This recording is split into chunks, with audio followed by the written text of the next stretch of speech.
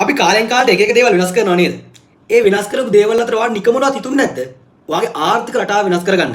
මොකක්ද ඒ කිව්වේ? ඒ තමයි ඔයා හිතලා බලන්න ලංකාව ඇතුලේ ගොඩක් දෙනෙක්ගේ ආදායම රුපියල් 50000 60000 අවුරුදු ගාණක් ඉගෙනගෙන සුදුසුකම් හදාගෙන රුපියල් 50000 60000 ඉන්කම් එක ගන්න. ඒ 50000 60000 වලින් ආපස්සට හැලවල ගොඩාක් කැපකිරීම කරලා තමයි ඒ 50000 60000 ගන්න. මාසෙ වැඩ කරලා ඒ 50000 60000 ගන්න. ඉතින් ඒ 50000 60000 කියන ඉන්කම් එක දවසට වැටුනොත් කොහොමද මෙන්න මේ වගේ. මේ වගේ දවසට එක දවසක් නෙමෙයි. දවස් කිහිපයක් මේ වගේ ඉන්කම් එක આવුත් කොහොමද? වගේ ආර්ථික රටාව වෙනස් වෙන්නේ නැද්ද? ආර්ථික රටාව වෙනස් වෙන්න නම් ඔයා කරන දේ චුට්ටක් වෙනස් කරන්න වෙයි. ඉතින් ලෝකේ අලුත් වෙනවා, අලුත් දේවල් වෙනවා. ඔයා සාම්ප්‍රදායික රටාවෙන් චුට්ටක් වෙනස් වෙන්න මේ 21 වෙනි සියවස අලුත් දෙයක් try කරන්න වෙනස් වෙන්න. වෙනස් වෙලා බලන්න.